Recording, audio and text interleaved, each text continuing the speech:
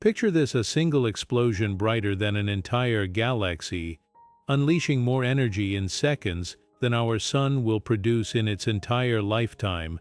This isn't science fiction, it's just another Tuesday in the cosmos. Welcome to the universe's most extreme events, where the laws of physics are pushed to their limits and the unimaginable becomes routine. Out there, in the vast darkness, celestial titans clash, stars collapse in spectacular fury, and invisible forces tear through space-time itself.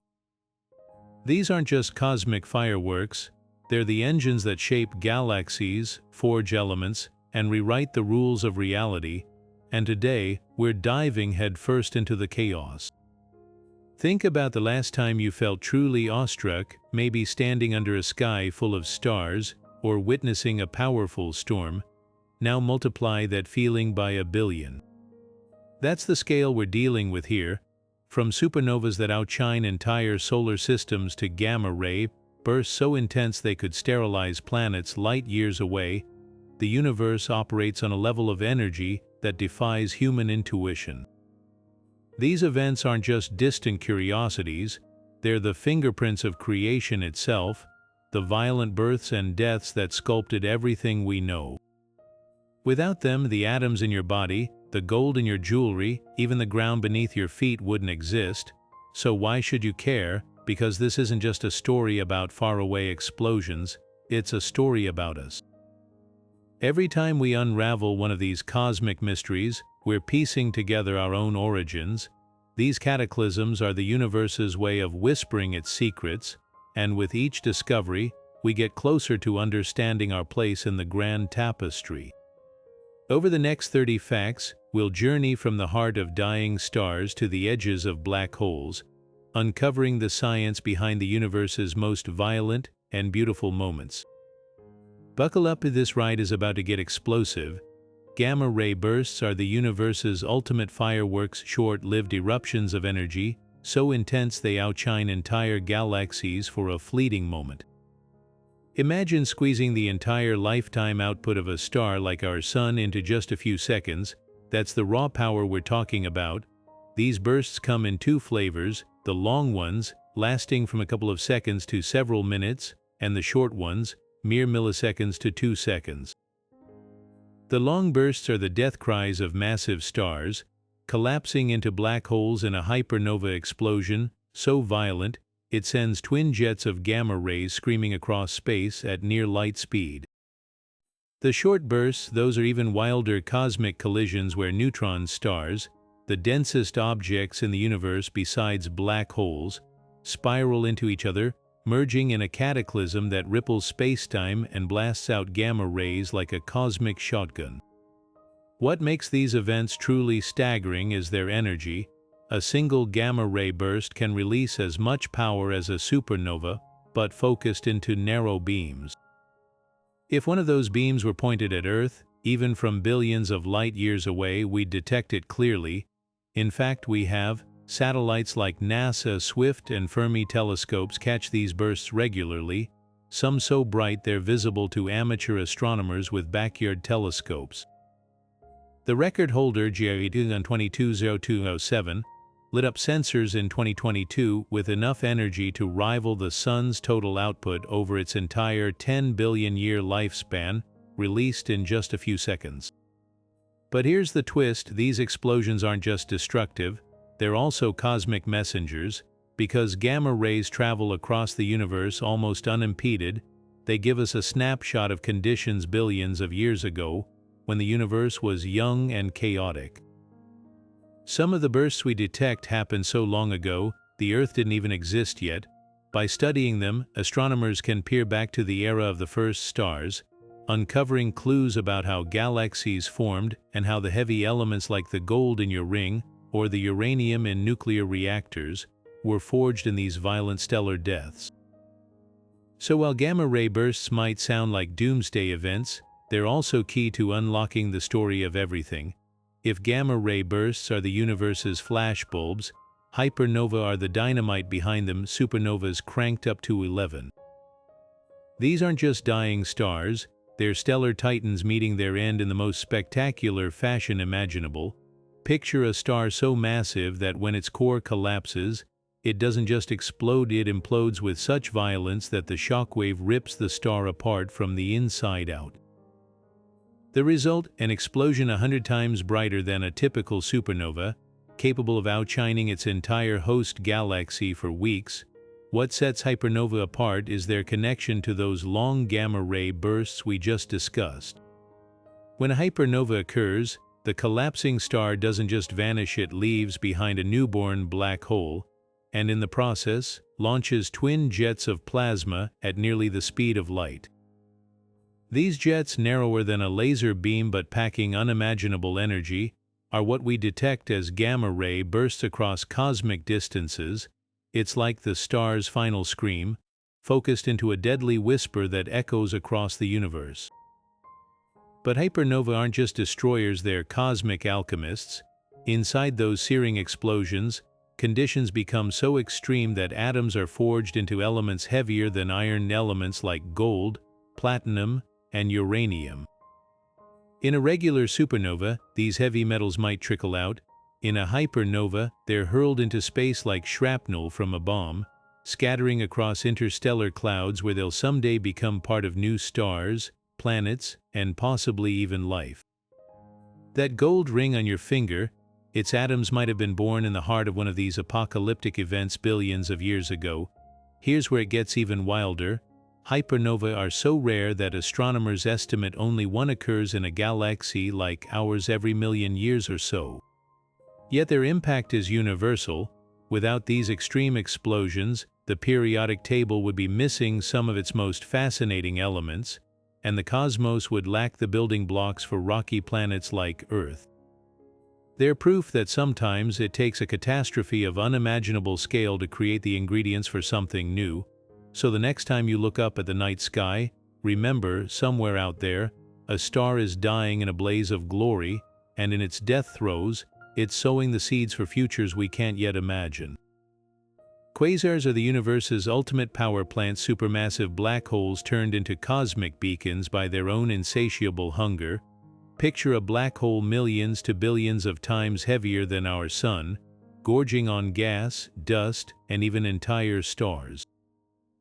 As this material spirals inward, friction heats it to millions of degrees, creating a swirling disk of glowing plasma so bright it can outshine every star in its host galaxy combined.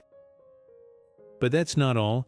Some quasars shoot out jets of energized particles traveling at nearly light speed, stretching tens of thousands of light years into space, like celestial blowtorches carving paths through the cosmos.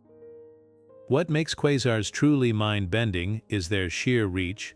The brightest ones are visible from over 13 billion light-years away, meaning we're seeing them as they were when the universe was just a toddler. They're so luminous that in the 1960s, astronomers initially mistook them for nearby stars until they realized these quasi-stellar objects were actually the most distant, energetic things ever detected.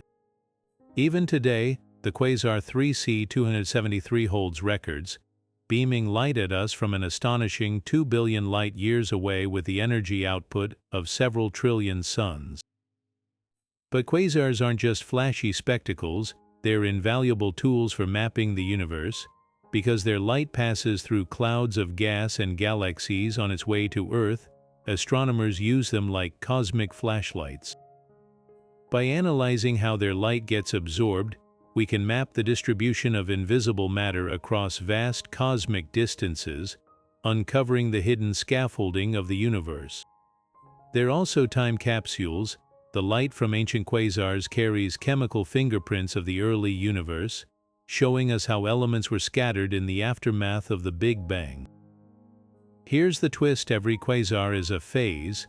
These brilliant monsters eventually run out of fuel, their glowing disks fading as their black holes go quiet. What's left? The dormant giants we now find at the centers of galaxies, including Sagittarius, a star in our own Milky Way. So when we study quasars, we're not just witnessing unimaginable power, we're seeing the fiery youth of the black holes that shape galaxies today. They remind us that even the darkest objects in the universe can, for a time, become the brightest lights imaginable. Blazars are like cosmic searchlights aimed directly at us quasars with a terrifying twist. While regular quasars shine their light in all directions, blazars have their particle jets perfectly aligned with Earth, turning what would already be a brilliant spectacle into an eye-searing beam of concentrated energy. Imagine staring down the barrel of a celestial cannon firing matter at nearly the speed of light. That's essentially what we're doing every time we observe one of these objects. What makes blazars so fascinating is their extreme variability. Unlike steady cosmic lights, their brightness can swing wildly over days, hours, or even minutes, flickering like a faulty bulb on an unimaginable scale. This isn't due to some mechanical flaw, it's the result of turbulence in the jets themselves. As superheated plasma spirals along magnetic fields near the black hole, knots of material collide and explode, creating bursts of energy that pulse across the electromagnetic spectrum. One of the most dramatic examples, blazar 3C454, once flared so intensely it temporarily became the brightest gamma-ray source in the sky, outshining the entire Milky Way in high-energy light. Speaking of gamma rays, blazars are among the universe's most prolific producers of this lethal radiation. Those jets don't just spew visible light, they accelerate particles so violently that they generate photons with energies millions of times greater than what our eyes can detect. The Fermi Gamma Ray Space Telescope has catalogued hundreds of these high-energy monsters, some so powerful their jets could theoretically strip atmospheres off planets light years away. Thankfully, the nearest known blazar, Markarian 421, sits safely 400 million light-years distant, but here's what really boggles the mind: we're seeing these jets almost head-on due to a trick of relativity. As material in the jet approaches light speed, its emission gets beamed forward like the headlights of a speeding car, making the jet appear far brighter than it would from the side. This same effect compresses their apparent variability into shorter time frames, letting us witness changes that would normally unfold over centuries in just hours. It's a cosmic illusion, but one that gives us front-row seats to physics at its most extreme, where black holes transform entire stars into light. Magnetars take cosmic extremes to another level, neutron stars so violently magnetic they could strip the information from every credit card on Earth from halfway across the galaxy. Picture this: a teaspoon of material from one of these objects would weigh 1 billion tons, crushed into a sphere no wider than Manhattan, but it's not their density that makes them terrifying, it's what happens when their unfathomably powerful magnetic fields, a quadrillion times stronger than Earth's, suddenly snap and twist. These aren't just strong magnets, they're cosmic wrecking balls. When a magnetar's crust, a rigid shell of neutron-rich material, cracks under magnetic stress, the resulting starquake releases more energy in 1/10 of a second than our sun emits in 100,000 years. The vibration sends shockwaves through the star's magnetic field, unleashing bursts of X-rays and gamma rays so intense they briefly outshine every other source in the Milky Way. In 2004, radiation from Magnetar SGR 820-20 reached Earth from 50,000 light-years away, ionizing our upper atmosphere and distorting radio signals globally. Rarity is nature's mercy with these objects. Only about 30 magnetars are known in our galaxy, remnants of massive stars that died in unusually violent supernova.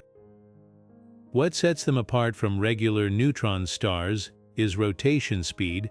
They're born spinning so fast their magnetic fields get wound up like over-tightened springs.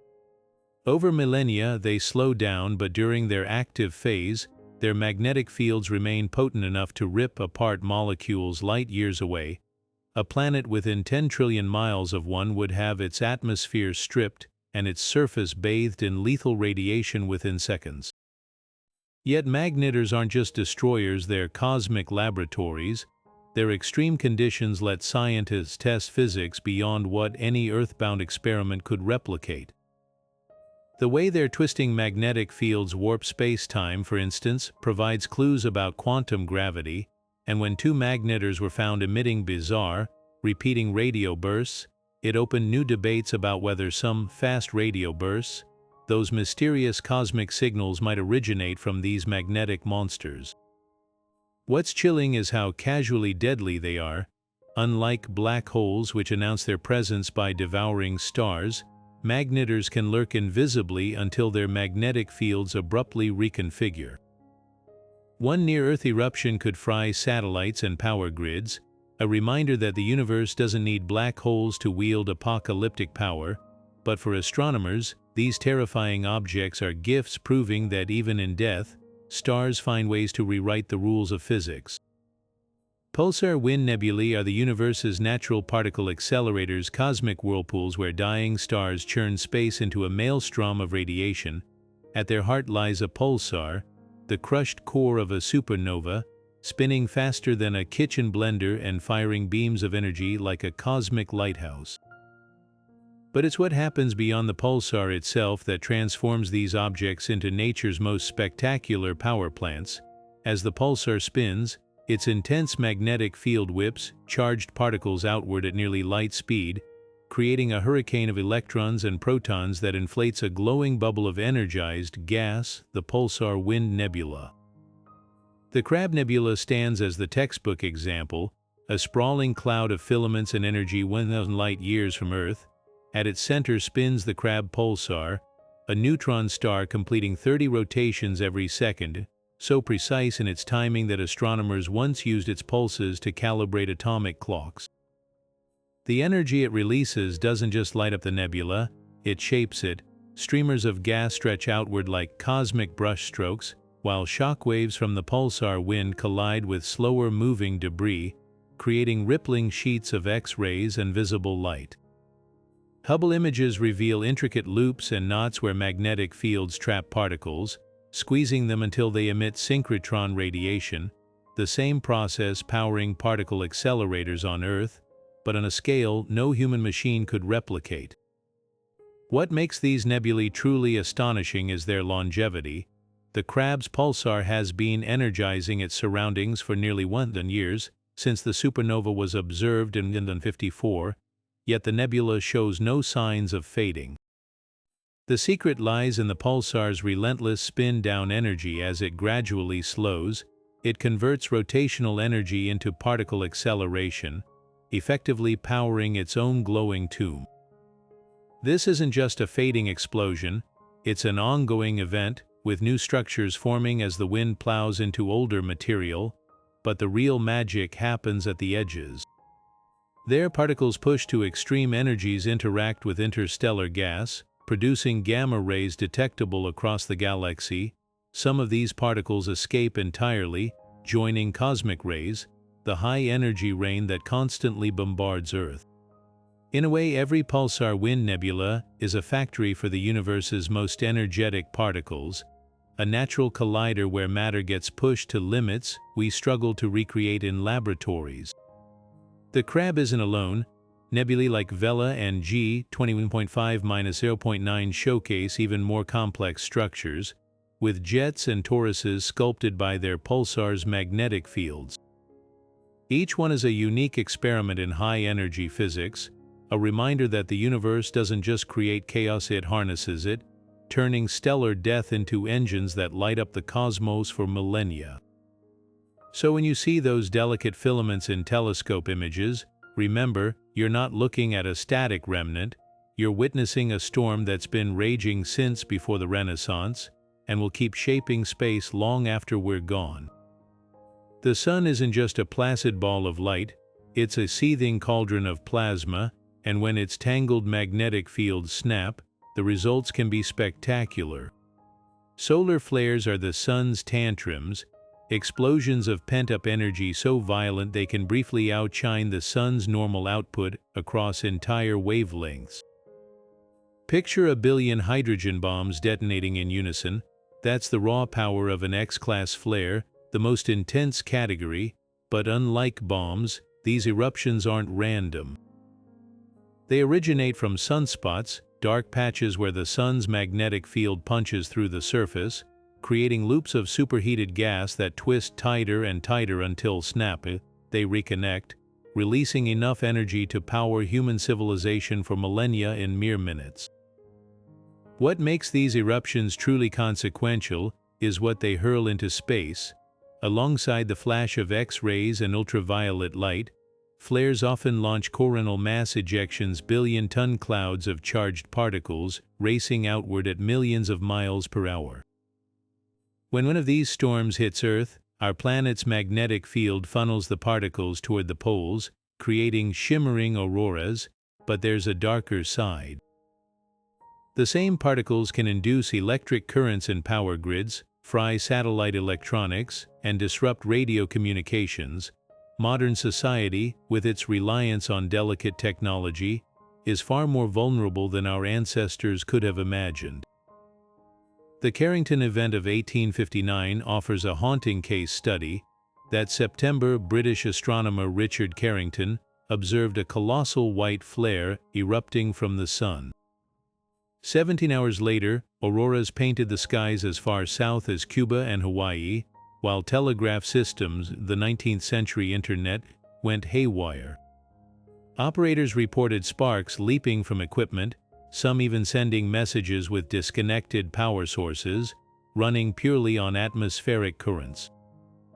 If a storm of that magnitude struck today, experts estimate it could trigger continent-wide blackouts, disable GPS systems for weeks, and cause trillions in damages. Yet solar flares aren't just threats, they're windows into stellar physics. By studying them, scientists unravel how magnetic energy converts to radiation, a process relevant to everything from fusion reactors to distant quasars.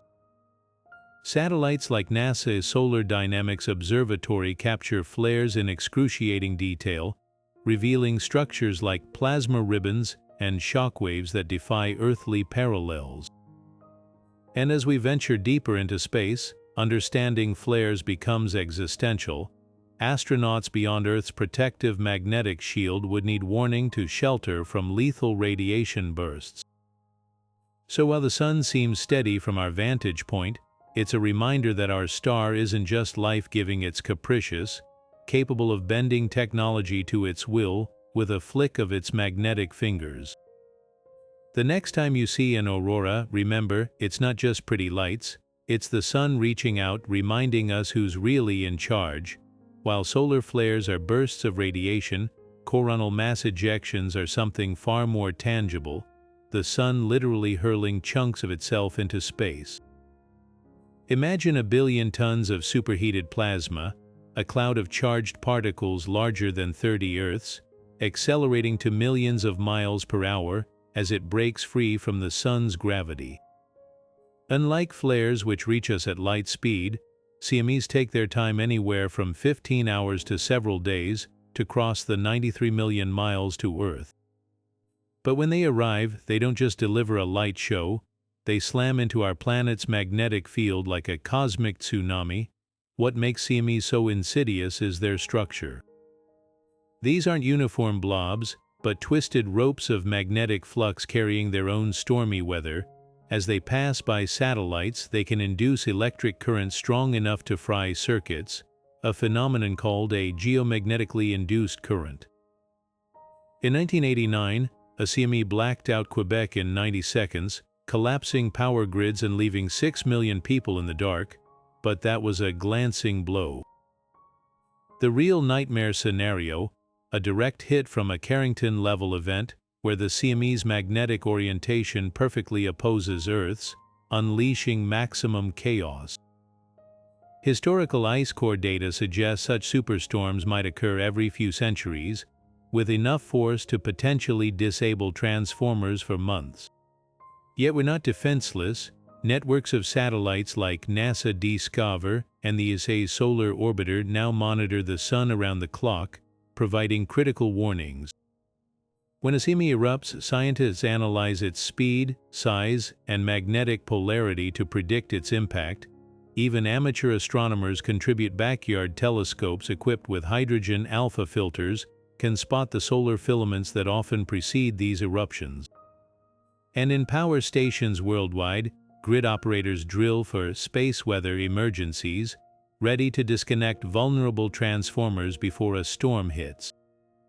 Here's the twist: CMEs aren't just threats, they're cosmic gardeners. By stripping away weak atmospheric gases over millennia, they may have helped shape the atmospheres of planets like Mars.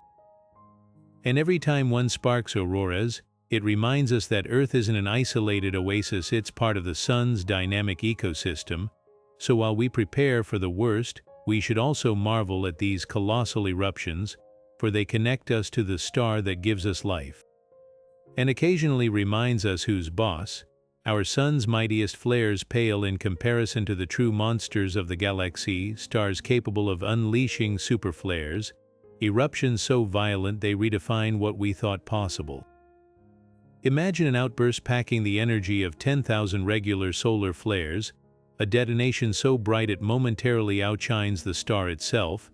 These aren't theoretical. Telescopes like Kepler have caught red dwarfs and young sun-like stars firing off these cataclysmic events, some releasing enough energy in minutes to power human civilization for millions of years. Take the infamous Kepler flare from star KC 9852349, detected in 2012. In less than an hour, this otherwise ordinary star erupted with a flare 1,000,000 times more energetic than the Sun's in the 1859 Carrington event.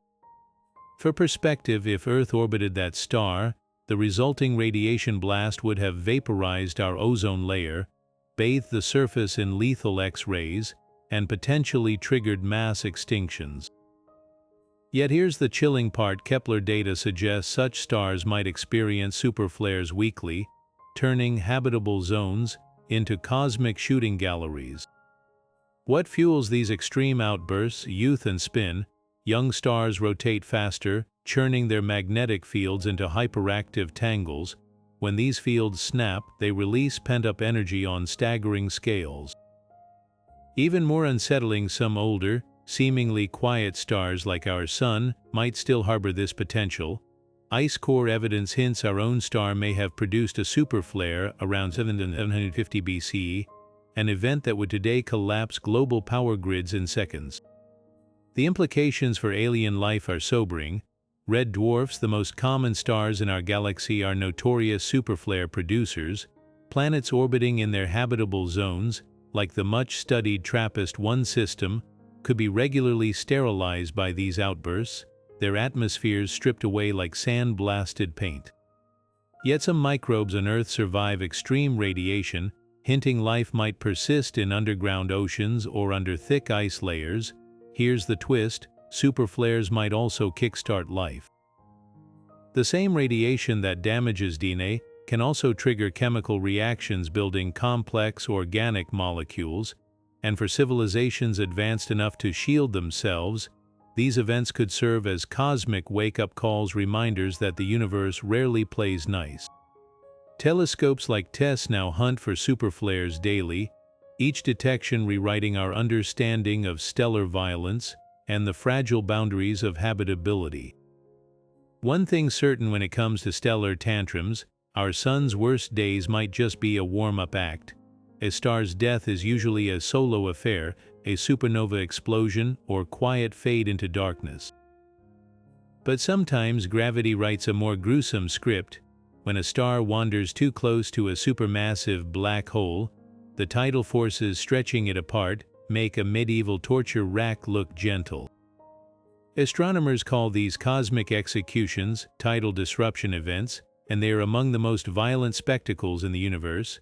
Picture a star like our Sun, first stretched into a spaghetti strand of plasma, then twisted into a glowing disk around the black hole, as X-rays and ultraviolet light scream into space with the energy of 1 billion suns. What makes these events so fascinating is their rarity and their revelation about black holes' dining habits. Most supermassive black holes lurk quietly at galaxy centers, invisible unless feeding. But when a star strays within the tidal radius, where the black hole's gravity overcomes the star's self-gravity, the real horror begins. The star doesn't get swallowed whole, it's shredded over months or years, its material spiraling inward like water down a drain. The friction of this process heats the debris to millions of degrees, creating a flare so bright it can outshine the star's entire host galaxy for weeks. Recent observations have turned these events into cosmic Rosetta Stones. In 2019, the Zwicky Transient Facility spotted one dubbed at 2019 KIZ just as it began giving astronomers a front-row seat to the star's death throes. For the first time, they traced how the flare's light echoed off surrounding gas, mapping the black hole's feeding zone in real time. Even stranger, some disruptions spit out jets of plasma at near light speed, like at 2022 EEC, whose jet was detected in radio waves slicing through intergalactic space. The aftermath holds equally wild surprises. Not all the star's material falls in, some gets flung away at incredible speeds, enriching galactic gas clouds with heavy elements. And the flares themselves serve as black hole scales. By measuring how brightness evolves, scientists can weigh the invisible predator. One recent study suggested intermediate mass black holes, the elusive missing link between stellar and supermassive types, might reveal themselves through unusually slow disruptions where stars take years to die. But here's the ultimate twist: we might be watching these events all wrong.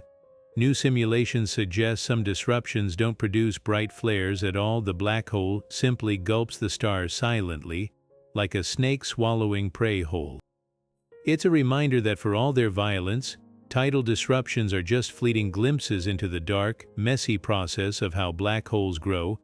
Every time we catch one, we're not just seeing a star die, we're witnessing a supermassive black hole's version of a snack, a momentary burp of light in an otherwise invisible feast. At the heart of most large galaxies lies a monster, a supermassive black hole millions to billions of times heavier than our Sun. But these cosmic behemoths aren't just lurking in the dark.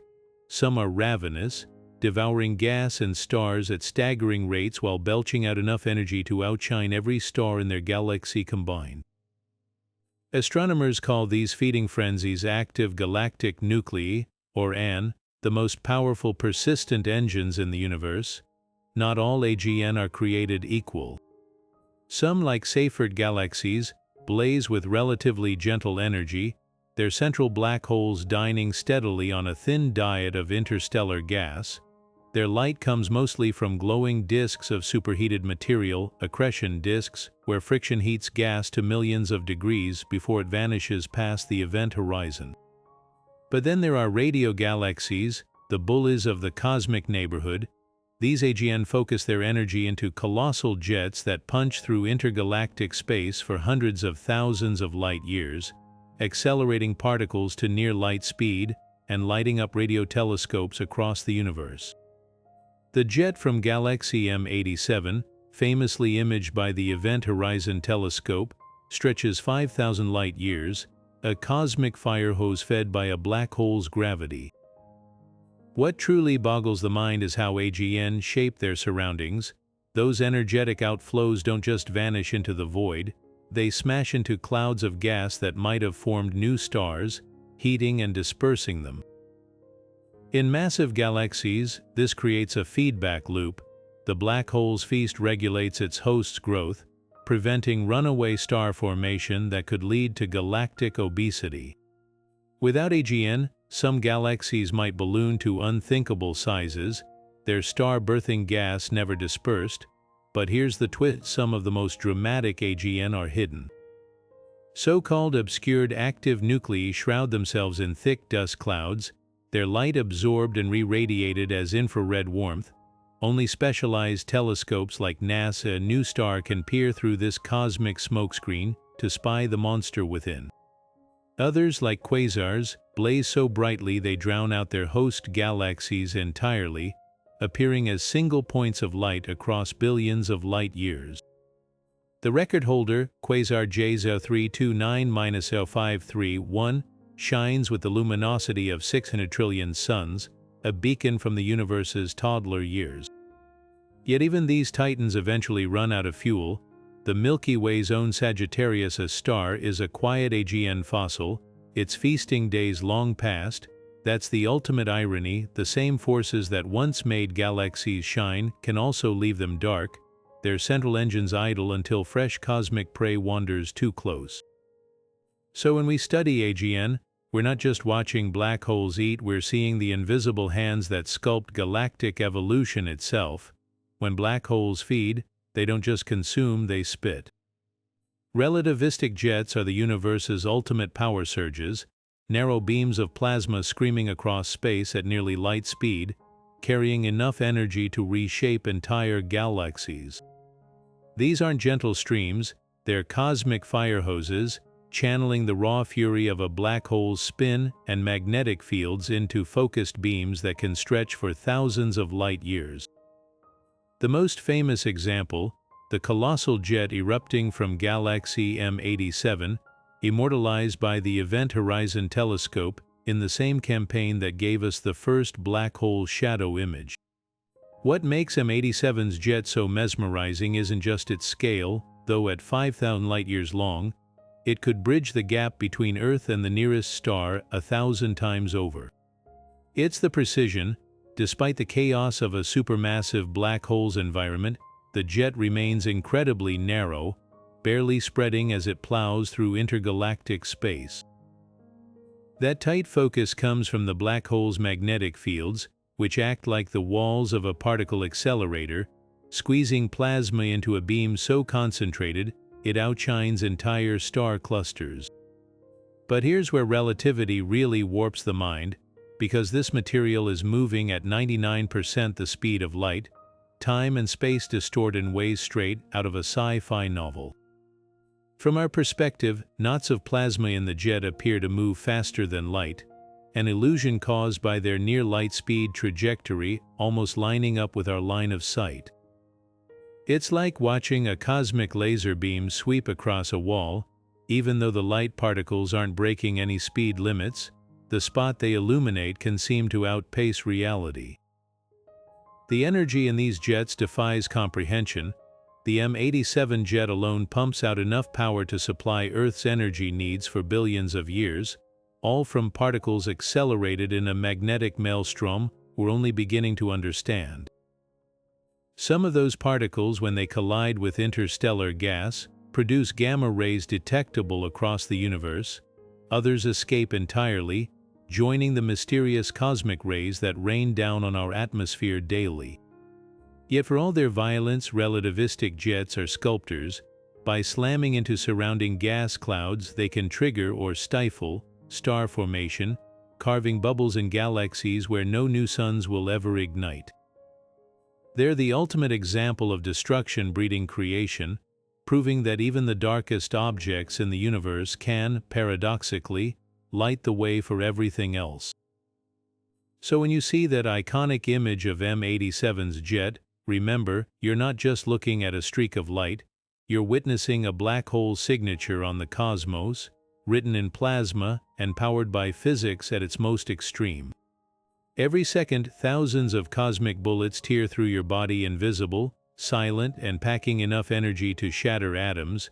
These aren't science fiction phantoms, they're cosmic rays, subatomic particles flung across the universe at nearly light speed, some carrying the punch of a fastball in a single proton. Where do they come from? That's one of astrophysics' greatest puzzles.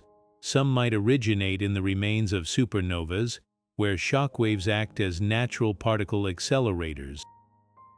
Others could be spat out by active galactic nuclei or gamma-ray bursts, their magnetic fields twisting space into cosmic slingshots. But here's what's wild, we still don't know for sure. The highest energy cosmic rays ever detected, nicknamed "Oh my God" particles, hit with the force of a falling brick, yet they arrive from empty space with no obvious source. When these particles collide with Earth's atmosphere, the results are both beautiful and bizarre. The impact spawns cascades of secondary particles, muons, pions, electrons raining down in what scientists call air showers. Some muons reach the surface, harmless but relentless, zipping through your hands right now at a rate of about 1 per square centimeter per minute. At the poles, cosmic rays help create eerie luminous phenomena called sprites, red flashes high above thunderstorms, where particles ionize the air in ways lightning can't. But cosmic rays aren't just passive observers of Earth systems, they're active players. By seeding cloud formation, they might subtly influence weather patterns. They've also left their mark on history. In 1972, a surge of cosmic radiation, possibly from a nearby supernova, left traces in Antarctic ice cores and tree rings worldwide. Even more dramatically, some researchers think a cosmic ray barrage 8,000 years ago could have triggered a massive solar storm, evidenced by radioactive spikes in ancient ice. For astronauts, these particles pose a very real danger. Outside Earth's protective magnetic field, cosmic rays can damage DNA, increasing cancer risks on long space voyages. NASA even tracks astronaut vision, issues flashes of light seen when high-energy particles strike the optic nerve. Future Mars colonists might need shelters lined with water or polyethylene to deflect the most energetic rays. Yet for all their hazards, cosmic rays are also cosmic messengers.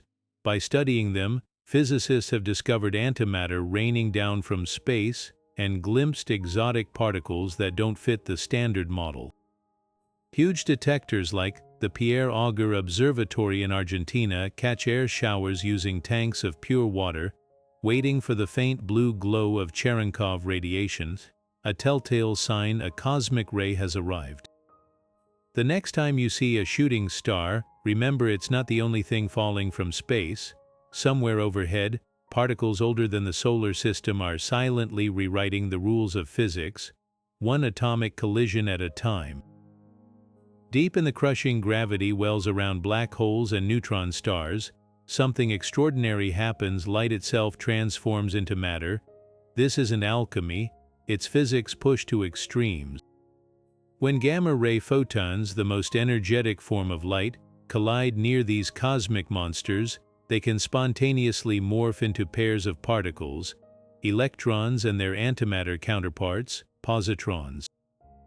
This process, called pair production, turns empty space into a seething plasma of matter and antimatter, a phenomenon so wild it defies earthly experience.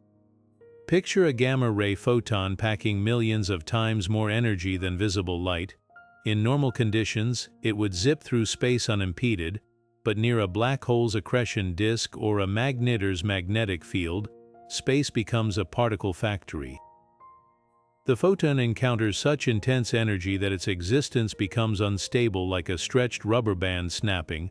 According to Einstein's famous E=mc², energy can convert directly into mass, and in these extreme environments, that's exactly what happens. The gamma ray vanishes, replaced by two new particles, one electron, one positron, born from pure energy. These aren't isolated events. Near active black holes, gamma rays are so abundant that pair production becomes a chain reaction. Newly created positrons collide with electrons, annihilating back into gamma rays, which then produce more pairs, a self-sustaining loop that fills entire regions with what scientists call pair plasma. The inferno around quasars like 3C273 might contain more positrons than some galaxies have stars. Even stranger, this plasma doesn't behave like normal matter. Its particles are so hot and energetic they become relativistic, moving at near light speed and warping the very space they occupy. Some of the most dramatic evidence comes from pulsar winds. Observations of the Crab Nebula show streams of positrons antimatter flooding outward at nearly light speed, created when the pulsar's gamma rays collide in its magnetosphere.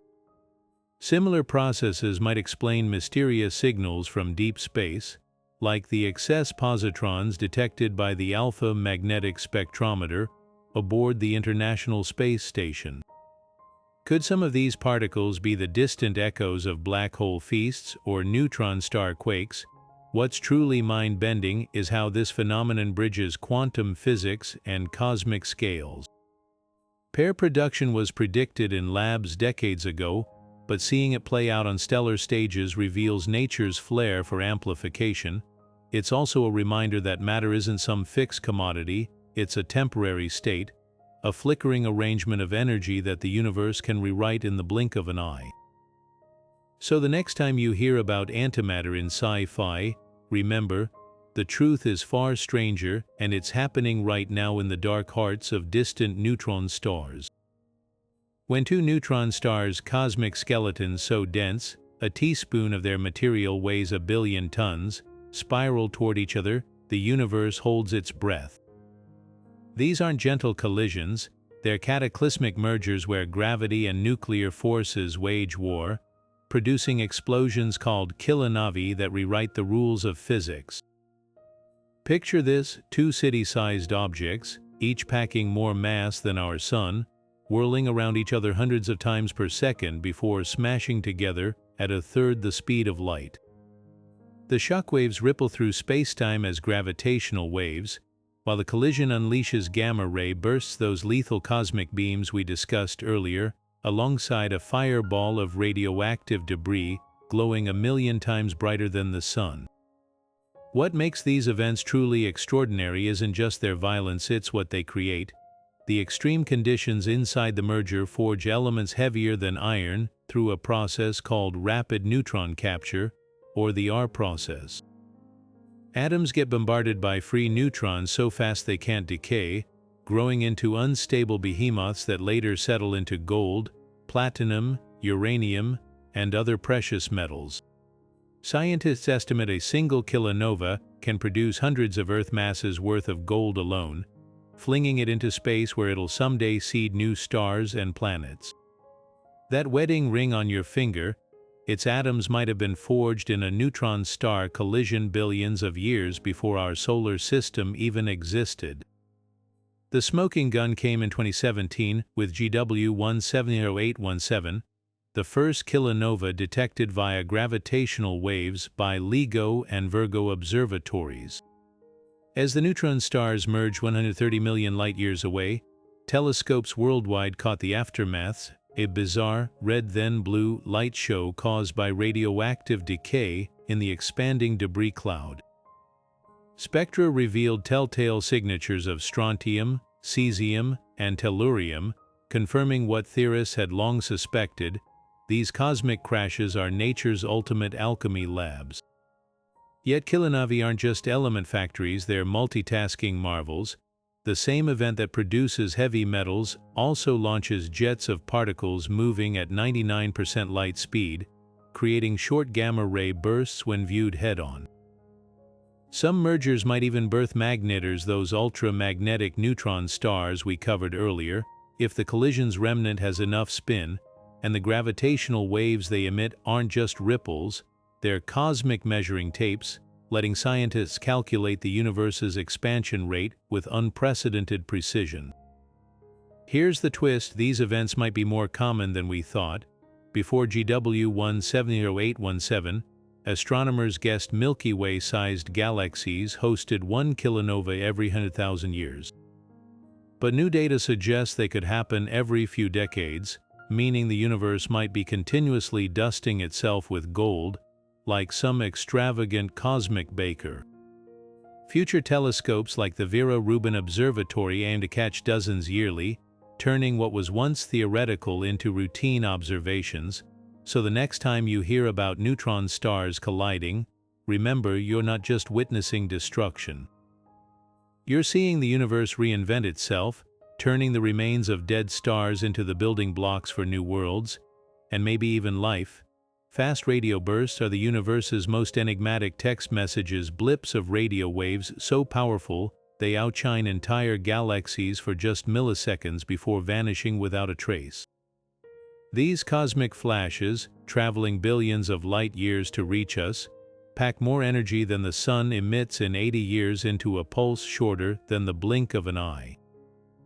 When astronomers first detected FRB 0621 in 2007, buried in old telescope data, they assumed it had to be some instrument glitch. But then more appeared, each one a radio scream from deep space, defying explanation. The mystery only deepened with FRB 121102, detected in 2012. Unlike its one-off predecessors, this burst kept repeating, sending erratic signals from the same patch of sky, sometimes minutes apart, other times lying silent for months. This wasn't some catastrophic explosion, it was a cosmic beacon with an on-off switch, ruling out theories involving colliding black holes or evaporating stars. Suddenly, the most tantalizing question arose: could these be artificial? The pulse's extreme brightness and precision fueled speculation. Were we eavesdropping on alien power transmitters or interstellar radar systems? While most scientists favor natural explanations, the very possibility reminds us how little we understand about these radio phantoms. Recent breakthroughs have pinned at least some FRBs to Magnetars, those hypermagnetic zombie stars we covered earlier. In 2020, astronomers caught our galaxy's own Magnetar SGR 1935+2154 emitting an FRB-like pulse during a violent starquake, providing the first smoking gun linking these phenomena. Yet this can't explain the most distant bursts, whose energies dwarf anything local magnetars produce. Some might originate from cosmic collisions, neutron stars smashing into black holes, or blazars, hypothetical stars where rotation delays a collapse into a black hole just long enough to unleash a final radio scream. What makes FRBs invaluable isn't just their mystery, it's their utility as cosmic yardsticks. As these radio waves traverse the universe, they interact with Chinese letter, Chinese letter, Chinese letter, Chinese letter, Chinese letter, Chinese letter, Chinese letter, Chinese letter, Chinese letter, telltale delays that let astronomers map the universe's missing matter. Projects like CHIME in Canada now detect dozens monthly, each one a flashlight illuminating the darkness between galaxies, and with every new burst, the plot thickens. Some show bizarre polarization twists, hinting at environments with magnetic fields strong enough to warp spacetime itself. The truth is, FRBs might not have a single origin. Like cosmic lightning, they could arise from multiple exotic processes we're only beginning to imagine. Whether they are magnetars flexing their magnetic muscles, neutron stars colliding, or something even stranger, one thing's certain: when a new burst lights up telescopes tonight, it won't just be another data point. It'll be the universe teasing us with another piece of a puzzle we're only starting to assemble. Deep in the invisible scaffolding of the universe, particles we can't see or touch might be waging a silent war, annihilating each other in bursts of energy that could rewrite cosmic history. This is the realm of dark matter annihilation, where hypothetical particles called WIMP, weakly interacting massive particles, could be crashing together, transforming their mysterious mass into gamma rays we might detect.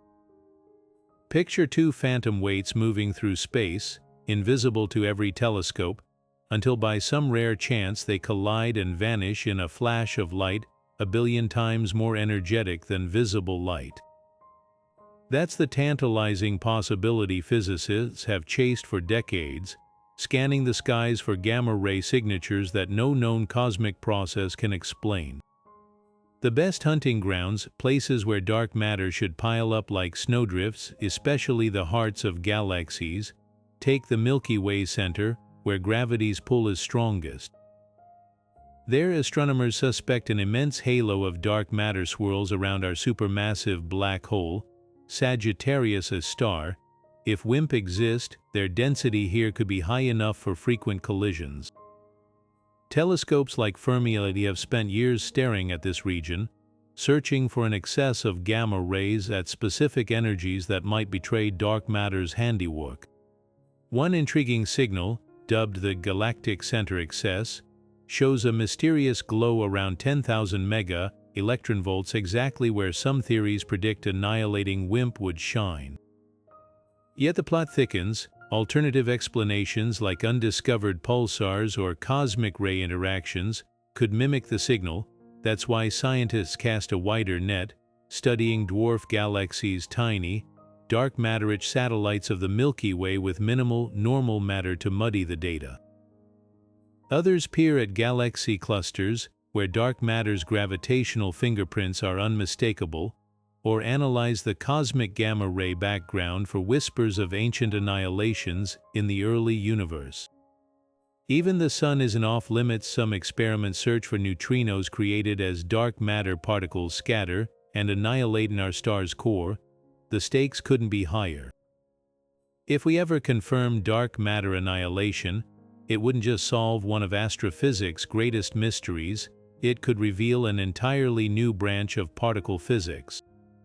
Some theories suggest these collisions might produce not just gamma rays but exotic antiparticles like positrons, explaining puzzling excesses found by space-based detectors. Others speculate that annihilations in the early universe could have influenced how galaxies formed, leaving subtle scars in their distribution. For now, the hunt remains a high-stakes game of cosmic hide and seek, where every unusual gamma-ray flicker gets scrutinized as a potential clue.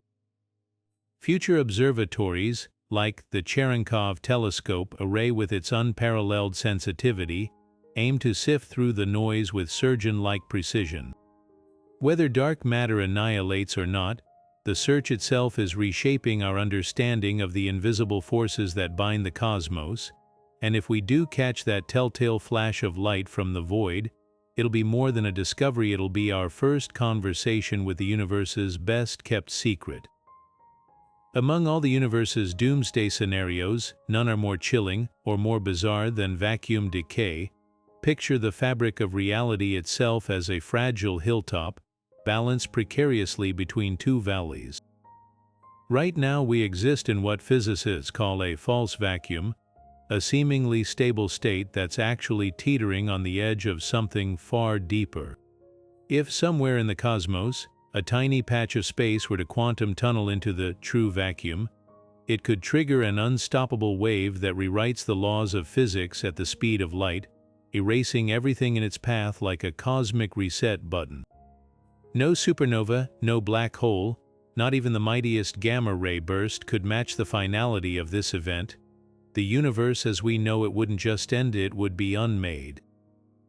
The science behind this apocalyptic idea springs from quantum field theory, where what we call empty space isn't empty at all. It's a seething quantum foam where particles flicker in and out of existence, governed by fields that dictate everything from the mass of electrons to the strength of gravity. These fields typically sit at their lowest energy states like balls resting at the bottom of valleys, but hypothetically, if our current vacuum state isn't the true lowest point, the entire universe could be living on borrowed time. A single quantum fluctuation, no matter how small, might knock reality into the deeper valley, creating a bubble of true vacuum where even the rules binding atoms together no longer apply. Here's where it gets truly unsettling. If such a bubble formed perhaps in some distant galaxy, its walls would expand at light speed, leaving no time to warn or escape. Inside the bubble, fundamental constants like the speed of light or Planck's length could change instantly. Matter as we know it would dissolve, protons crumbling, electrons vanishing, even spacetime itself unraveling. The wavefront wouldn't look like anything dramatic, no explosion, no flash. One moment the universe exists, the next it's overwritten by a new set of physical laws where life or even chemistry might be impossible. Yet there's cold comfort in the numbers. The probability of spontaneous vacuum decay is so vanishingly small that the universe's current 13.8 billion year lifespan isn't even a blip. Some calculations suggest the average time you'd need to wait for a decay event in a volume the size of our observable universe exceeds 10 to the power of 100 years, a number so large it dwarfs the age of the cosmos by more zeros than atoms exist in the Milky Way. Even if decay were possible, the odds favor it never happening before heat death renders the cosmos inert, but physics doesn't rule out one terrifying loophole: human ingenuity. Particle colliders like the Large Hadron Collider, slamming together protons at near light speeds, temporarily create energies reminiscent of the early universe. In theory, emphasis on theory, such experiments could nudge space-time into a lower energy state. While leading physicists dismiss this as fantastical, the energies involved are still trillions of times too weak. The sheer possibility birthed lawsuits and headlines about scientists accidentally destroying the universe. Thankfully, every cosmic ray collision in Earth's atmosphere proves nature's already run these experiments billions of times without catastrophe, so why even ponder something so grim? Because vacuum decay isn't just a doomsday thought experiment, it's a window into how deeply we still don't understand reality's foundations. The fact that our universe's laws might be contingent, rather than absolute, hints at a multiverse where other bubbles with entirely different physics could exist beyond our cosmological horizon. It's a reminder that for all our cosmic maps and equations, we're still standing on the shore of an ocean whose depths we've barely glimpsed, and sometimes, staring into that abyss reveals not just dangers, but wonders we've yet to imagine. Primordial black holes are the universe's phantom relics, tiny, ancient, and potentially lurking all around us. These hypothetical objects, some no larger than a proton, might have formed in the chaotic moments after the Big Bang, when extreme density fluctuations could have collapsed directly into black holes. Unlike the stellar mass or supermassive black holes we know today, primordial ones could span a staggering range of sizes, from microscopic specks to mountain-sized behemoths. And if they exist, they could be solving two of cosmology's biggest puzzles, the mystery of dark matter and the fate of vanishing black holes. Let's start with their creation. In the first second after the Big Bang, the universe was a seething, dense soup where quantum fluctuations could have birthed regions so overdense they pinched off into black holes. Picture bubbles in boiling water. Some regions collapsed under their own gravity, while the rest of space expanded normally. If even a fraction survived, they now drift unseen through galaxies, their gravity subtly tugging on stars and gas. Some theories suggest these objects could account for all dark matter, eliminating the need for exotic particles like WIMP. After all, a swarm of asteroid-sized black holes, each weighing as much as a mountain, would be invisible yet exert gravitational influence exactly as dark matter does. But here's where Stephen Hawking's genius comes in. In the 1970s, he predicted that black holes aren't truly black, they emit radiation and slowly lose mass. For large black holes, this process is negligible. A stellar mass black hole would take longer than the current age of the universe to evaporate, but a tiny, primordial black hole, it could be exploding right now. Hawking radiation would cause smaller black holes to shrink faster, eventually erupting in a final burst of gamma rays. Some astronomers scan the sky for these telltale flashes, hoping to catch the last gasp of a primordial black hole born in the universe's infancy. The hunt has led to some tantalizing possibilities. In 2019, the Subaru telescope spotted stars momentarily brightening in a way that suggested unseen, compact objects, possibly primordial black holes, passing in front of them. Other researchers combed through gamma-ray data for unexplained bursts matching Hawking's predictions. Even gravitational wave detectors like LIGO might one day sense the ripples from two primordial black holes colliding, a whisper from the dawn of time. Yet the implications go beyond dark matter. If these black holes exist, they could be cosmic time capsules, preserving conditions from the Big Bang itself. Their evaporation might even seed the universe with rare particles or trigger exotic quantum phenomena we've yet to imagine. Whether they're out there or not, primordial black holes remind us that the universe's earliest moments might still echo in the darkness today, hidden in plain sight, waiting to rewrite the rules. Every cataclysmic event we've discussed so far, hypernova, quasars, magnetars, pales in comparison to the granddaddy of them all, the Big Bang. This wasn't just an explosion, it was the ultimate energy release, the moment when space, time, and all the raw ingredients of reality burst into existence in a fireball hotter and denser than anything since. Picture the entire observable universe compressed into a speck smaller than a single atom, then suddenly inflating to cosmic proportions in less than a trillionth of a second. The numbers defy comprehension, temperatures hitting 10 billion trillion degrees, energy so extreme that the four fundamental forces we know today were fused into one unified superforce. What's astonishing isn't just the scale, it's the echoes we can still detect. The cosmic microwave background, that faint glow bathing the universe in microwaves, is the Big Bang's afterparty. It's the cooled remnant of that primordial fireball, stretched by cosmic expansion from searing light into faint radio whispers over 13.8 billion years. Satellite missions like Planck have mapped this radiation with exquisite precision, revealing temperature fluctuations finer than 1 part in 100,000, the seeds that gravity would later sculpt into galaxies and galaxy clusters. These microscopic ripples are literally the universe's baby pictures, frozen in time when it was just 380,000 years old, yet the Big Bang's energy didn't vanish. It transformed every particle in your body, every photon of sunlight, even the dark matter tugging on galaxies. All of it traces back to that initial unfathomable release. The first hydrogen and helium atoms, forged in the Big Bang's cooling embers during nucleosynthesis's brief window, the heavy elements in your phone or jewelry. They came later, but their raw materials were baked in that cosmic crucible. Even the mysterious dark energy accelerating the universe's expansion might be a relic of the Bang's latent power, a hidden spring unwinding across eternity. Here's the twist: we're still inside the explosion. The Big Bang wasn't an event in space, it was the origin of space itself. There's no outside to look back at it from every direction we peer, we're seeing deeper into its aftermath. And with tools like gravitational wave detectors and next-generation telescopes, we're inching closer to glimpsing the Bang's first fractions of a second, when quantum fluctuations were stretched to cosmic scales, birthing the structures we now call home.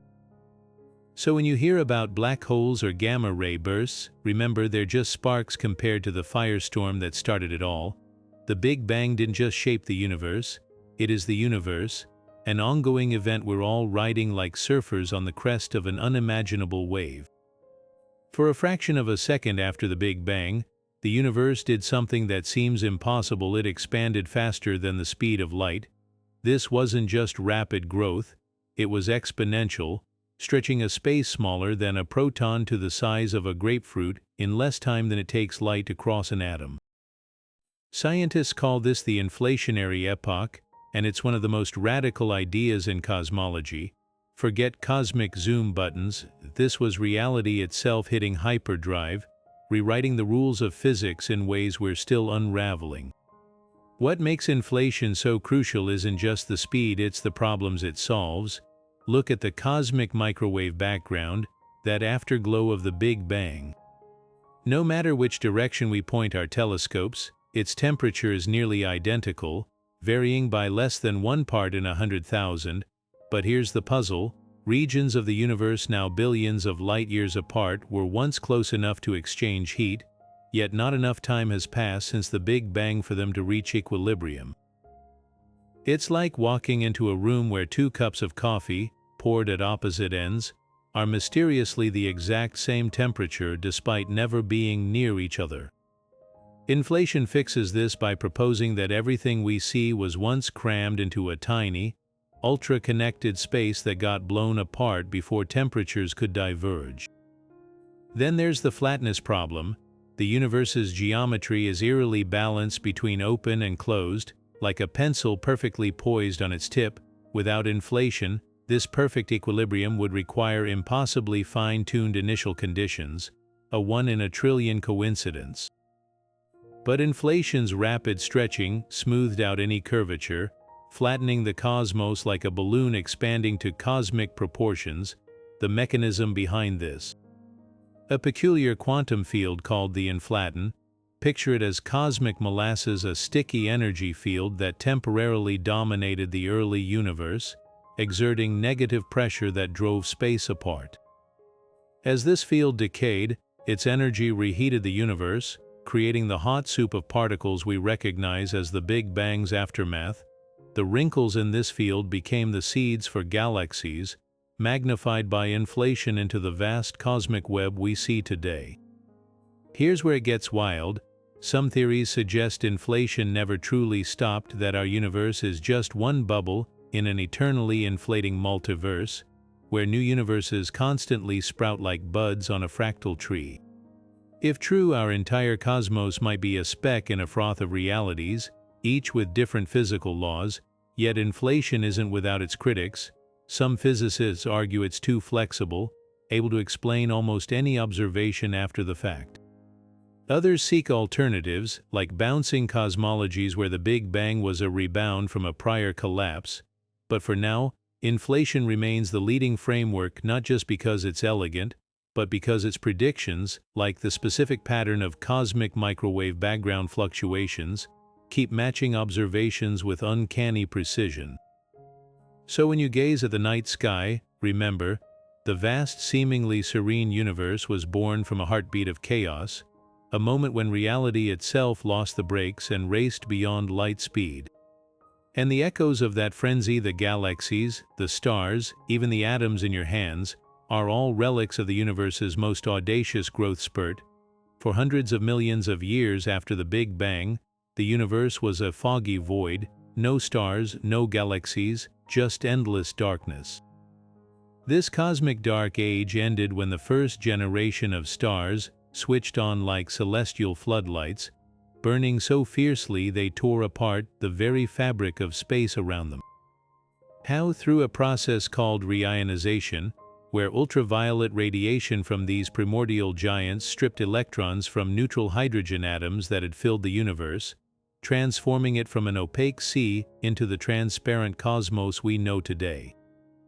The heroes of this epoch were population Roman 3 stars, hypothetical behemoths hundreds of times more massive than our Sun, made purely of hydrogen and helium.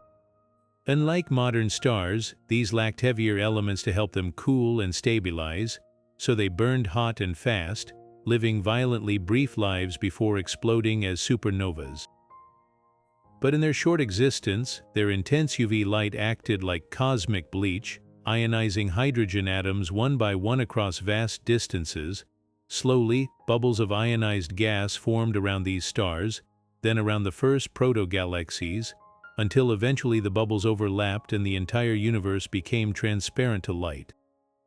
We've caught glimpses of this pivotal era through quasars, those brilliant black hole beacons we discussed earlier. The light from extremely distant quasars, like ULA's J120 plus X41, has traveled over 13 billion years to reach us, passing through ancient hydrogen clouds along the way. By analyzing the absorption lines in these quasar spectra, astronomers can detect the telltale fingerprints of neutral hydrogen being ionized. It's like finding fossilized imprints of the moment the cosmic fog lifted. But here's the twist: reionization wasn't instant. Current data suggests it began around 200 million years after the Big Bang and took nearly 500 million years to complete, with some regions ionizing earlier than others. The James Webb Space Telescope is now peering deeper into this era than ever before, spotting galaxies so young their light shows the reionization process mid-stride.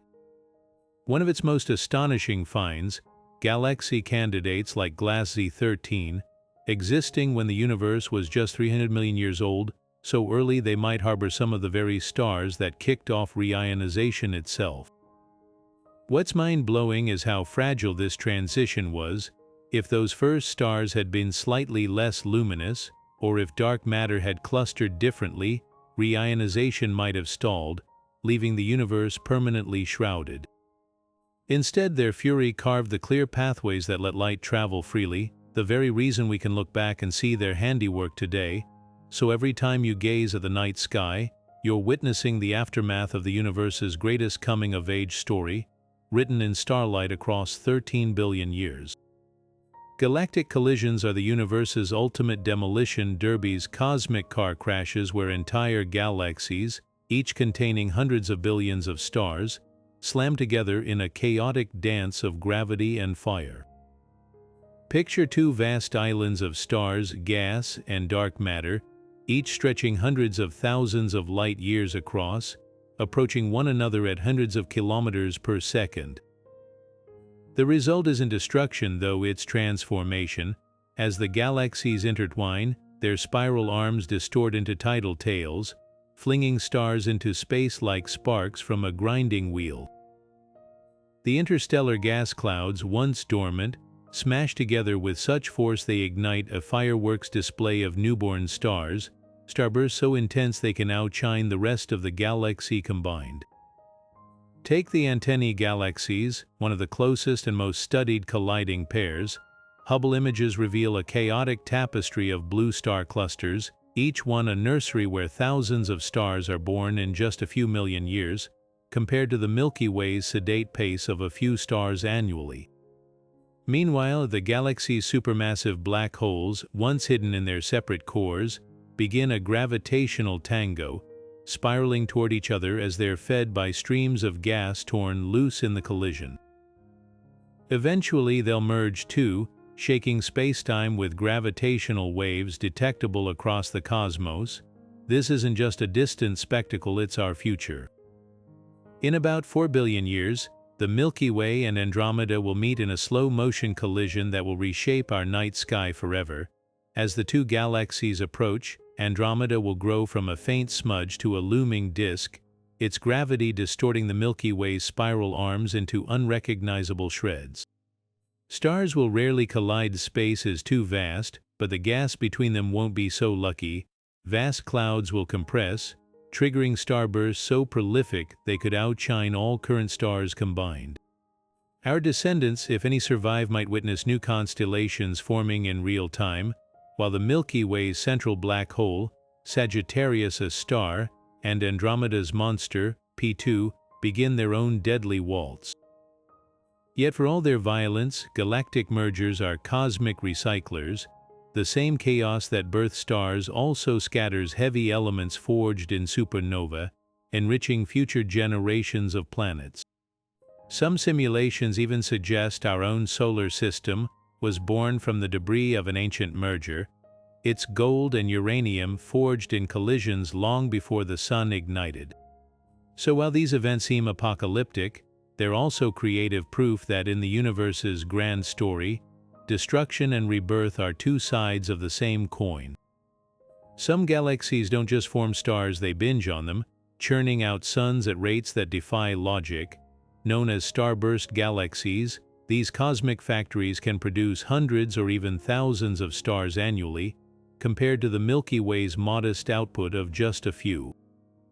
Leading the charge is Messier 82, or M82, a chaotic, cigar-shaped galaxy 12 million light-years away, where stars are born in such dense clusters they light up the surrounding dust with a fiery glow. This frenzy isn't random, it's the result of a gravitational tug-of-war with its neighbor, M81, whose past close encounter funneled vast reservoirs of gas into M82's core, igniting a firestorm of stellar birth. What makes starbursts so extreme isn't just the pace, it's the violence. In these crowded nurseries, massive stars form shoulder to shoulder, burning through their fuel in just a few million years before exploding as supernovas. These detonations ripple through nearby gas clouds, compressing them and triggering even more star formation, a runaway chain reaction that turns entire galactic regions into supernova minefields. In M82, explosions happen so frequently that astronomers detect a new one every few decades, their combined energy driving colossal superwinds of hot gas that blast outward at millions of miles per hour, visible in X-rays as fiery plumes stretching tens of thousands of light-years into space. Yet starbursts aren't just celestial fireworks, they're key players in galactic evolution. The same winds that shred gas clouds also fling heavy elements like oxygen and carbon into intergalactic space, seeding future generations of stars and planets. Infrared telescopes like Spitzer have revealed that some starbursts are so shrouded in dust their visible light is entirely absorbed, only re-emitted as heat, meaning we've likely underestimated just how many of these frenzied star factories exist. But here's the twist: starbursts are cosmic flash in the pans. Their ferocious star-forming rates can't be sustained for long, a few tens of millions of years at most. Eventually, they either exhaust their gas or blow it away entirely, leaving behind a quieter, aging galaxy. Some, like the nearby Antennae galaxies, are caught mid-transformation, their colliding gas clouds birthing so many stars they'll likely become elliptical galaxies by the time the chaos settles. So while starbursts might seem like cosmic overachievers, they're really just galaxies in aphasia, a brief, brilliant adolescence where they burn too bright, too fast, reshaping themselves and their surroundings in the process. And by studying them, we're witnessing a universal truth. Sometimes the most spectacular growth comes from the messiest conditions. Wolf-Rayet stars are the universe's ultimate cosmic blowtorches, massive, unstable giants racing toward destruction while hurling their own guts into space at millions of miles per hour. These aren't just stars, they're ticking time bombs, shedding entire solar masses worth of material in stellar winds so intense they could strip a planet to its core in minutes. Named after astronomers Charles Wolfe and Georges Rayet, who first identified their bizarre spectra in 1867, these rare beasts represent the final, violent throes of stars born with at least 20 times the Sun's mass, now stripped bare by their own ferocious energy output. What makes Wolf-Rayet stars so mesmerizing is their sheer brutality. Unlike typical stars cloaked in hydrogen, these have blown away their outer layers, exposing naked cores burning at over 200,000 degrees, so hot their ultraviolet radiation ionizes surrounding gas into glowing nebulae. Their winds, powered by insane surface pressures, scream outward at up to 6 million miles per hour, carrying away a sun's worth of mass every 100,000 years. The signature, fuzzy spectra that first puzzled astronomers, that's the result of these winds smearing absorption lines as they tear through space, like trying to read a neon sign through a hurricane. But the real fireworks come when these stars die. Many Wolf-Rayets are prime candidates for hypernova, those ultra-powerful supernovas we discussed earlier, or gamma-ray bursts if their cores collapse just right. The reason? Their extreme mass loss leaves them unbalanced, often spinning rapidly with exposed heavy elements like carbon, oxygen, or nitrogen in their atmospheres. When such a star finally exhausts its fuel, the core collapse can trigger asymmetric explosions or jets that might produce GRBs visible across the universe. One notable example, WR4 in Sagittarius, is so unstable it's surrounded by concentric dust shells ejected during violent eruptions, like a cosmic onion unraveling layer by layer before its inevitable detonation. Yet Wolf-Rayets aren't just doom machines, they're cosmic recyclers on overdrive. Those ferocious winds carry enriched material, carbon, nitrogen, and other heavy elements into interstellar space, seeding future star systems with the building blocks for planets and life. The famous Crescent Nebula, sculpted by Wolf-Rayet star 192-163, showcases this process in action, its intricate gas shells a testament to how these stars literally reshape their neighborhoods. The saddest part, their brilliance is fleeting. Wolf-Rayet stars live fast and die young, with lifetimes measured in mere millions of years compared to the Sun's billions. By the time we spot one, it's often already on the brink of catastrophe, like catching the final, dazzling spiral of a fireworks shell just before it explodes. Telescopes like Hubble and JWST now study them intensely, knowing each observation could be our last chance to glimpse a star in its most volatile, extravagant phase. So when you see images of these turbulent giants wreathed in glowing gas, remember, you're not just looking at a star, you're witnessing a prelude to cosmic fireworks that could outshine galaxies. When black holes collide, they don't just crash, they shake the universe. These cosmic mergers send ripples through the fabric of space-time itself, distortions so powerful they warp the distance between atoms as they pass. Gravitational waves, first predicted by Einstein a century ago, carry the fingerprints of these violent encounters across billions of light years, revealing moments when unfathomable energy gets unleashed in fractions of a second. The Laser Interferometer Gravitational Wave Observatory, or LIGO, gave us front row seats to this spectacle. Picture two ultra-sensitive detectors in Louisiana and Washington, each with laser beams bouncing down 4-kilometer vacuum tunnels.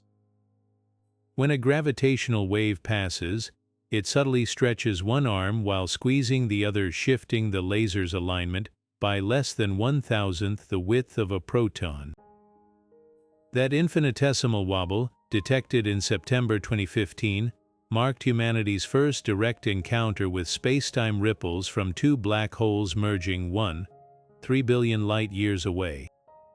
The energy released, 3 solar masses converted directly into gravitational waves, equivalent to the Sun's entire lifetime output multiplied by 100 billion, all in under a second.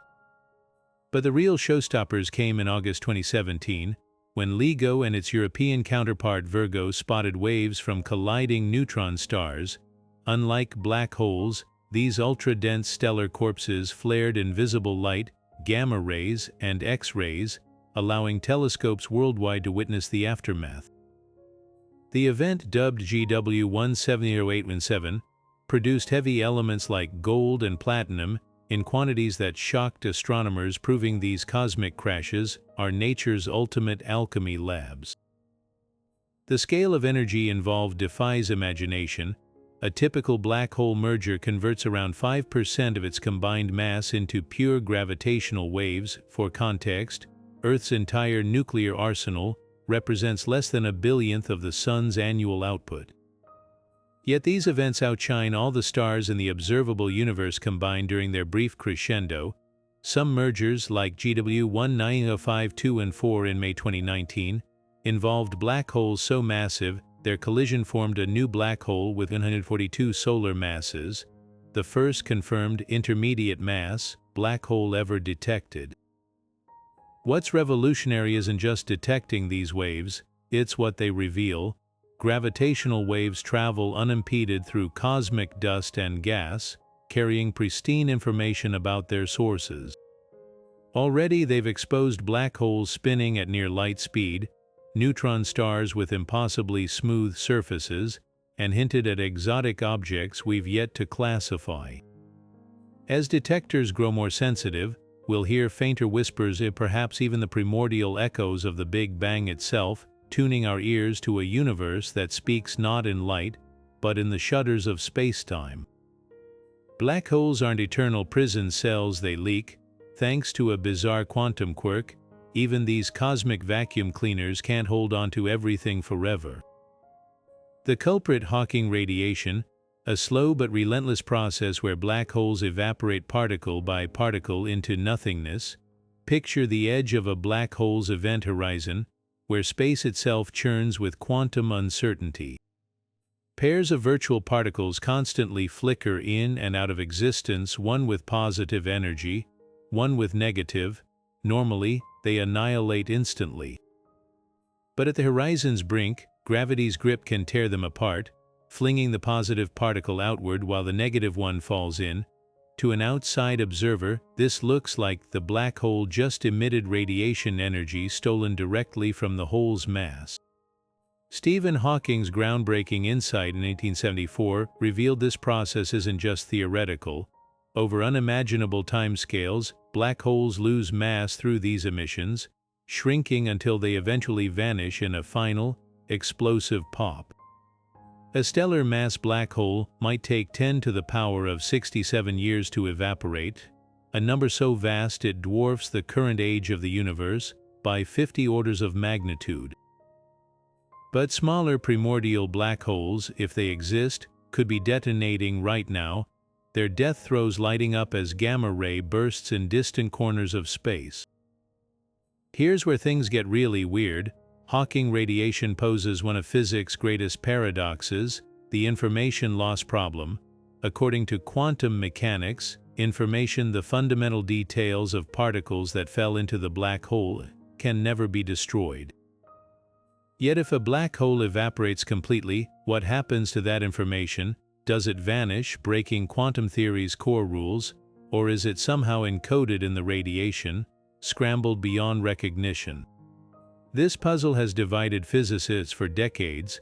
Some, like Hawking himself, initially believed information was truly lost, an idea so radical it implied rewriting quantum physics.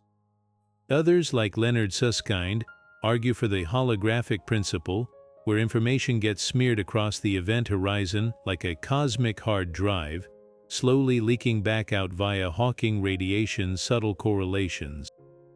The stakes are astronomical.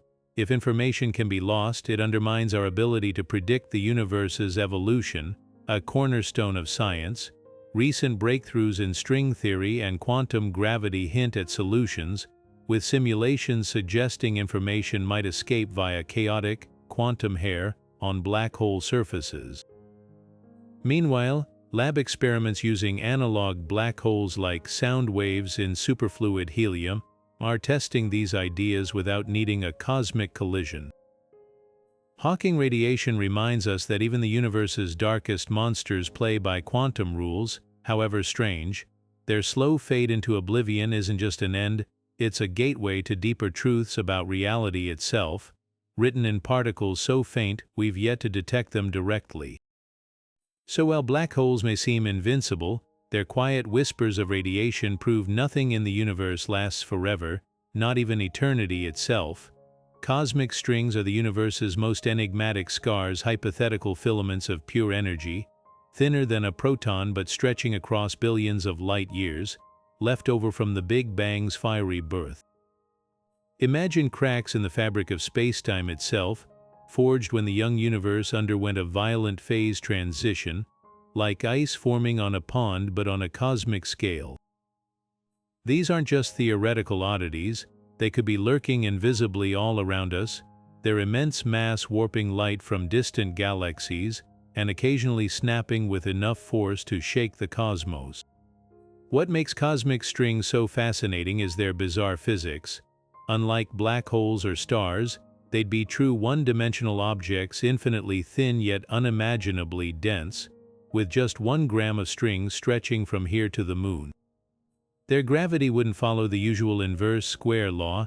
Instead, they'd create sharp, conical spacetime distortions. A spacecraft flying past one might find itself taking a shortcut through the universe, emerging light years away without ever accelerating. Some theories even suggest these strings could form loops that vibrate at relativistic speeds, emitting gravity waves detectable across the universe. The energy stored in these filaments is staggering. If a cosmic string were to snap or kink, the event could release bursts equivalent to a supernova's energy, but concentrated into gravitational waves or high-energy particles rather than light. In the 1980s, physicist Edward Witten speculated that such an event might explain certain inexplicably bright cosmic explosions, where no visible remnant like a neutron star or black hole was left behind. Even more intriguingly, oscillating string loops could act as natural particle accelerators, potentially creating exotic matter or even miniature black holes as they decay. Detecting these phantom filaments isn't easy, but astronomers have a few tricks. Their immense gravity would bend light from background galaxies into double images, not fuzzy like a lensing galaxy, but razor-sharp, like looking at a streetlight through a wire. The Planck satellite scoured the cosmic microwave background for these telltale distortions, while pulsar timing arrays listen for the faint hum of gravitational waves from vibrating strings. So far, no smoking gun, but the hunt continues. Here's the wildest part: if cosmic strings exist, they might solve multiple cosmic puzzles. Their vibrations could seed galaxy formation, their decays might explain mysterious fast radio bursts, and their very existence would offer a window into physics at energies 1 trillion times beyond what any collider could reach. They're relics of a time when the universe was 1 trillion degrees hot, and all forces were a frozen snapshot of creation's first moments. Until we find one, they remain the ultimate cosmic what-if, threading through the universe's darkest corners, waiting to rewrite the rules. The universe should be teeming with life, statistically speaking, with billions of galaxies, each hosting billions of stars and planets. Why haven't we found a single other civilization? This is the Fermi paradox, the glaring contradiction between the high probability of extraterrestrial intelligence and the eerie silence we observe, one terrifying explanation. The universe might be a death trap, and high-energy cosmic events could be the executioners. Gamma-ray bursts, those universe-slicing lasers we discussed earlier, aren't just spectacular, they're potential sterilizers. A single GRB pointed at a planet within a few thousand light-years could bathe its surface in enough ultraviolet and X-ray radiation to strip atmospheres and irradiate life forms into oblivion. Some researchers estimate that over the past 5 billion years, Earth may have been dangerously close to a dozen such events. If GRBs are common enough, especially in star-forming regions where life might arise, they could act as cosmic reset buttons, wiping out civilizations before they develop spacefaring technology. The Milky Way's galactic suburbs where we reside might be one of the few safe zones where life gets a chance to evolve between these celestial sniper shots. Then there's supernovas, not just as singular threats, but as chain reaction triggers. A nearby star exploding could ignite neighboring gas clouds, setting off a wave of supernova in a process called supernova-induced star formation. This creates a deadly feedback loop where star birth begets more star birth and more potential GRB progenitors. Civilizations in galaxies with frenzied star formation, like starburst galaxies, might face near-constant extinction-level radiation events, never getting a stable window to advance beyond microbial stages. This grim scenario ties into the Great Filter hypothesis, the idea that some universal bottleneck prevents life from reaching interstellar stages. High-energy astrophysical catastrophes could be that filter, lurking somewhere between the emergence of simple life and the development of advanced civilizations. The unsettling implication: if life repeatedly gets snuffed out by cosmic fireworks, humanity might not be special, just lucky. But here's the counterargument: life is tenacious. We've found extremophiles thriving in nuclear reactors and boiling acid vents. Maybe intelligent species adapt, building underground habitats, developing radiation shielding, or migrating to safer orbits. The silence could mean they're hiding, not extinct, or perhaps the real filter is ahead of us, a hurdle like self-destructive technology that all civilizations eventually face. Either way, the Fermi paradox forces us to confront an uncomfortable truth. The same violent, energetic universe that forged the elements in our bones might also be the reason we're alone in the dark. So when you look up at the stars, remember, their very brilliance could be the flames that keep other voices from answering back. Every explosion, every brilliant cosmic event we've marveled at, supernovas, quasars, colliding neutron stars, has one thing in common: they're fleeting sparks against the backdrop of an inevitable, chilling fate. The universe isn't just expanding, it's running down like a clock slowly winding toward stillness. This is the heat death of the universe, the ultimate victory of entropy, the relentless march toward disorder that will leave every star extinguished, every black hole evaporated, and every particle adrift in an endless, featureless void. Entropy is the silent architect of this fate. Think of it as cosmic wear and tear, the universe's way of spreading energy so thin it becomes useless. Right now, stars burn by concentrating energy in their cores, creating pockets of heat and light, but over trillions of years, those stars will exhaust their fuel, galaxies will drift apart, and matter itself will decay. Even black holes, those seemingly eternal traps, aren't immune. Through Hawking radiation, they'll leak away their mass, vanishing in flashes of particles until nothing remains but a sea of photons too weak to interact, stretched across an infinite expanse. This bleak finale isn't the only possibility, though. Some theories offer alternatives, like the Big Crunchia, a dramatic reversal where gravity halts the universe's expansion and pulls everything back into a singularity, perhaps birthing a new Big Bang. Others propose cyclical models where universes bounce endlessly between expansion and contraction. each phase resetting the cosmic clock, but current evidence, from the accelerating expansion driven by dark energy to the cosmic microwave background's uniformity, leans overwhelmingly toward heat death. The universe isn't just expanding, it's accelerating, pushing galaxies apart so fast that distant clusters will one day vanish beyond an unreachable horizon. What's fascinating isn't just the outcome, it's the timeline. Heat death isn't coming soon. We're talking about timescales so vast they make the age of the universe seem like a blink.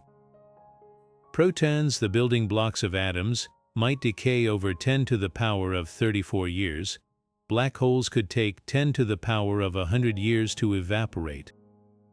And after that, quantum fluctuations might eventually spawn new universes in the void, sparking new cycles of creation. So while heat death sounds like an ending, it's also a reminder of how extraordinary our moment in the cosmic story really is. We exist in the brief window where the universe is vibrant enough to support life, yet young enough to leave mysteries unsolved. Every star we see, every galaxy we study, is part of a grand, transient spectacle, one that won't last forever but burns brilliantly while it does. From the incomprehensible fury of hypernova to the ghostly whispers of Hawking radiation, we've traveled through the universe's most extreme events, 30 mind-bending phenomena where reality itself seems to break the rules. These aren't just cosmic curiosities, they're the laboratories where nature tests the limits of physics, rewriting what we thought was possible. Gamma-ray bursts brighter than galaxies, magnetars armed with magnetic fields that could erase credit cards from light years away, quasars turning black holes into beacons, each one challenges our understanding of energy, time, and space. Consider how much we've uncovered: colliding neutron stars forging gold in their wreckage, vacuum decay threatening to rewrite reality itself, and cosmic strings stretching across the cosmos like scars from the Big Bang. These events aren't distant abstractions, they're the engines that shaped our universe, forging the elements in our bodies and the planets under our feet. Even the quietest corners of space hide violence beyond imagination, from rogue black holes wandering the galaxy to primordial relics quietly evaporating after 13 billion years. But here's the most humbling truth: every answer leads to deeper questions. Why do some dying stars unleash gamma-ray jets while others fade silently? What lurks in the dark matter halos wrapping galaxies? And could the Fermi paradox's silence mean these cataclysms have already erased civilizations before they could speak? The universe doesn't just defy expectations, it constantly reinvents them, leaving us forever chasing the next revelation. Now it's your turn. Which of these 30 facts left you awestruck? Was it the stark wakes of magnetars, the universe-defying speed of inflation, or the chilling possibility of vacuum decay? Drop your pick in the comments. We're obsessed with these mysteries too. And if you're craving more cosmic wonders, hit subscribe. The universe has infinite secrets left to share, and we're just getting started. Until next time, keep looking up and wondering what's out there.